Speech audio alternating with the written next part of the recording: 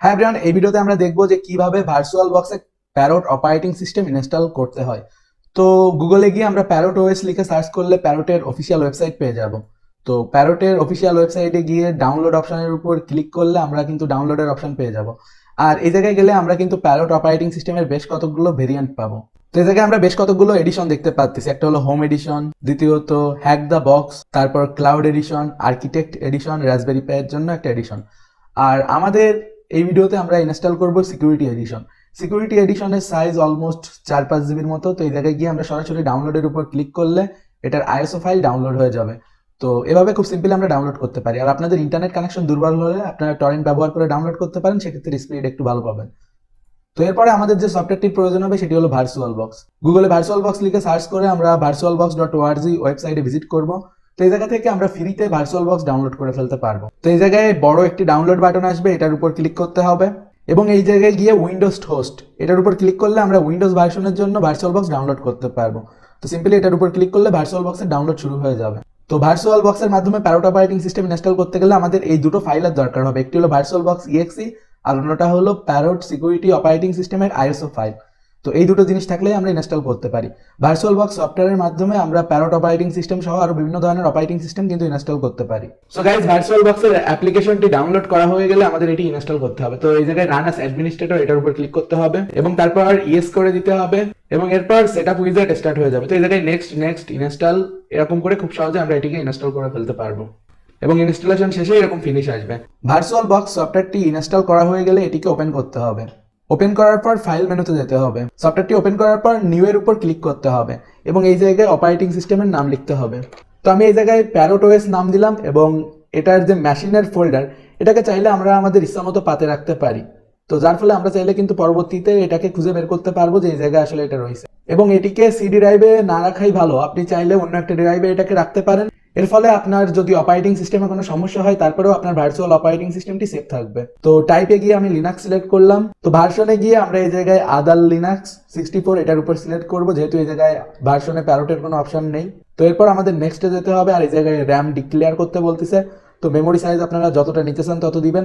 আপনার র্যাম যদি 16 জিবি হয় তাহলে ইজিতে আপনি এটাকে 4 জিবি প্লাস দিতে পারতেছেন। আর যদি র্যামটা একটু কম হয়, ধরেন আপনার 8 জিবি র্যাম হয়, সেক্ষেত্রে 2 জিবি র্যাম ইউজ করতে পারেন।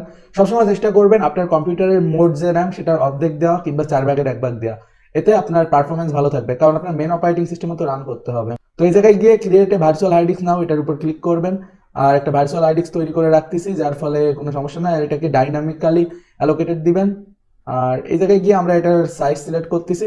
তো এই জায়গায় আমি এটার ফাইল সাইজ দিচ্ছি 40 জিবি, এটা আমাদের জন্য এনাফ হবে। তো আমাদের প্যারট ওএস এর জন্য একটা সিস্টেম ক্রিয়েট করা হয়ে গেল। তো এখন আমরা স্টার্টের উপর ক্লিক করব। তো এই জায়গায় আমাদের স্টার্টআপ ডিস্ক সিলেক্ট করতে বলতেছে। তো আমরা এখন সেই আইএসও ফাইলটাকে অ্যাড করব।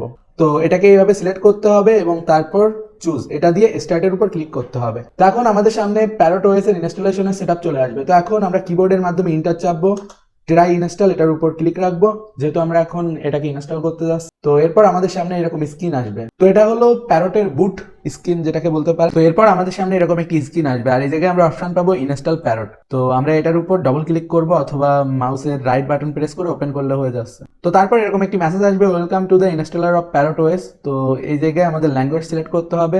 ল্যাঙ্গুয়েজ সিলেক্ট করে নেক্সট এবং তারপর নেক্সট করতে থাকতে হবে। আর এই জায়গায় পার্টিশনের অপশন আসবে। তো এই জায়গায় আমি সিলেক্ট করব ইরেজ ডিস্ক এটার উপর এবং তারপর নেক্সট করে দিব। তো এই জায়গায় আমাদের ইউজার নেম দিতে বলবে। তো ইউজার নেম বসালে এই বাকি 3টি ফিল্ড অটোমেটিকলি ফিল আপ হয়ে যাবে। তো এখন আমাদের একটি পাসওয়ার্ড বসাতে হবে। তো পাসওয়ার্ড বসানোর পর পাসওয়ার্ডের ফিল্ডেও এরকম টিক মার্ক চলে আসবে। আর নিচে লেখা দেওয়া log in automatically without asking the password. আপনি চাইলে এটা অন রাখতে পারেন, আবার অফ রাখতে পারেন। তো এরপর নেক্সটে চলে যেতে হবে। আর এই জায়গায় বাদ বাকি জিনিসগুলো আমরা সামারি দেখতে পাচ্ছি, মানে এতক্ষণ আমরা যা করছি। তো এরপর ইনস্টলের উপর ক্লিক করবো আর এই জায়গায় ইনস্টল নাও এর উপর প্রেস করবো। তো এই জায়গায় দেখবেন আমাদের নতুন পার্টিশন ক্রিয়েট হওয়া শুরু হয়ে গেছে আর সেটআপ অটোমেটিকলি সবকিছু কিন্তু ইনস্টল নিয়ে নেবে। এই জায়গায় আমাদের তেমন বেশি কিছু করার নেই। ভাবছেন সাইবার সিকিউরিটিতে ক্যারিয়ার তৈরি করবেন, ইথিক্যাল হ্যাকিং শিখবেন?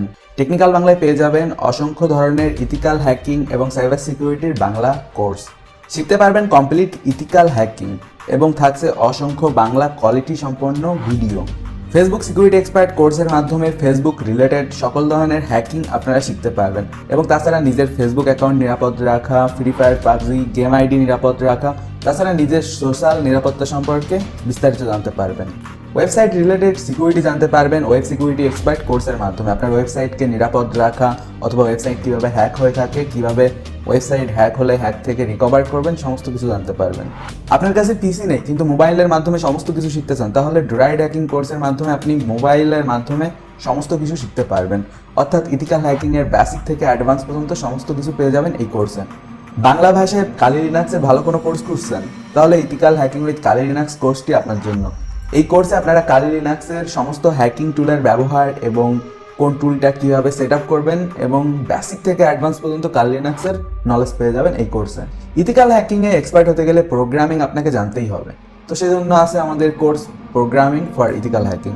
নেটওয়ার্ক সুরক্ষা সম্পর্কে বিস্তারিত জানতে চান, নেটওয়ার্ক, ওয়াইফাই, মোবাইল সিগন্যাল এগুলোর সিকিউরিটি বিষয়ে আপনি কাজ করতে চান, তাহলে নেটওয়ার্ক সিকিউরিটি এক্সপার্ট কোর্সটি আপনার জন্য। বিভিন্ন প্রকার হ্যাকিং সফটওয়্যার, গ্যাজেট, টুলসের ব্যবহার জানতে চান, তাহলে হ্যাকার্স টুলবক্স কোর্সটি আপনার জন্য। ডার্ক ওয়েব অভিযান কোর্সে জানতে পারবেন ইন্টারনেটের গোপন দুনিয়া সম্পর্কে এবং সেই জায়গায় কীভাবে এক্সপ্লোর করতে হয় এবং আরও অনেক সেন্সিটিভ ইনফরমেশন। এবং তাছাড়া থাকছে social media security expert course, যেটির মাধ্যমে আপনারা সোশ্যাল মিডিয়ার সকল ধরনের নিরাপত্তা সম্পর্কে জানতে পারবেন। দি হিডেন ইন্টারনেট কোর্সের মাধ্যমে ইন্টারনেটের অজানা সম্পর্কে আপনারা আরও জানতে পারবেন। এবং তাছাড়া থাকছে Python for ethical hacking course. আর গাইজ, সমস্ত ইথিক্যাল হ্যাকিং একসাথে শিখতে চাইলে the complete ethical hacking course আছে আপনাদের জন্য। দি কমপ্লিট ইথিক্যাল হ্যাকিং কোর্সে আপনারা পেয়ে যাবেন এই সমস্ত ইথিক্যাল হ্যাকিং কোর্সগুলো একসাথে, এবং এটির মাধ্যমে আপনি কমপ্লিটলি সমস্ত কিছু শিখতে পারেন। সুতরাং আপনি যদি সাইবার সিকিউরিটিতে কেরিয়ার তৈরি করতে চান, তাহলে এখনই technicalbangla.com ওয়েবসাইটে ভিজিট করেন। ওয়েবসাইটের সর্বপ্রথমে একটা ভিডিও দিয়ে দেওয়া থাকবে, এই ভিডিওর মাধ্যমে আপনারা জানতে পারবেন কীভাবে টেকনিক্যাল বাংলা ওয়েবসাইট ব্যবহার করতে হয়, কীভাবে আপনি কোনো কোর্স এনরোল করবেন, অথবা কোনো কোর্স এনরোল করার পর আপনি কোর্সের ভিডিওগুলো কীভাবে দেখবেন, এবং তাছাড়া কোনো সমস্যায় পড়লে কীভাবে সমাধান নেবেন। এবং তাছাড়া আমাদের সাথে যোগাযোগ করতে চাইলে এই ভিডিওর ডিসক্রিপশনে আমাদের মোবাইল ফোন নাম্বার এবং অন্যান্য সোশ্যাল প্ল্যাটফর্মে আমাদের পেয়ে যাবেন। গুগল প্লে স্টোরে গিয়ে টেকনিক্যাল বাংলা লিখে সার্চ করলে আমাদের অ্যাপস পেয়ে যাবেন। এবং তাছাড়া টেকনিক্যাল বাংলায় থাকছে বেশ কিছু ফ্রি ইথিক্যাল হ্যাকিংয়ের কোর্স। সুতরাং দেরি না করে এখনই আমাদের প্ল্যাটফর্মে যুক্ত হয়ে যান।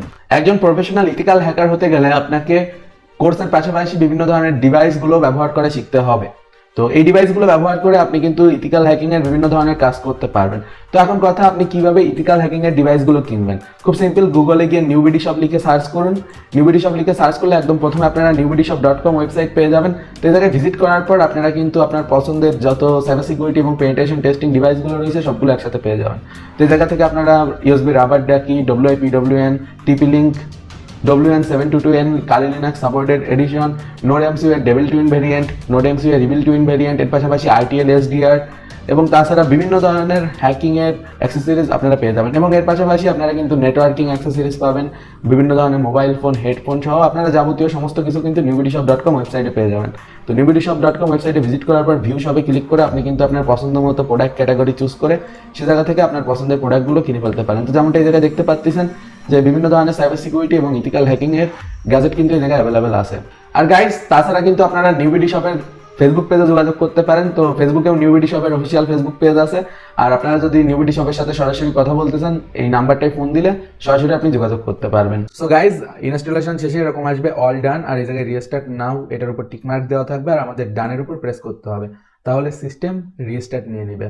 তো ডানে প্রেস করার পর আমাদের সামনে এরকম ইউজার ইন্টারফেস আসবে এবং আমাদের ইনস্টলেশন কমপ্লিট। তো আমরা এখন এই ডিস্কটাকে আনমাউন্ট করে ফেলবো। তো আমরা এই জায়গা থেকে পাওয়ার অফ দি মেশিন করে দিই, আর আমাদের যেতে হবে সেটিংয়ে।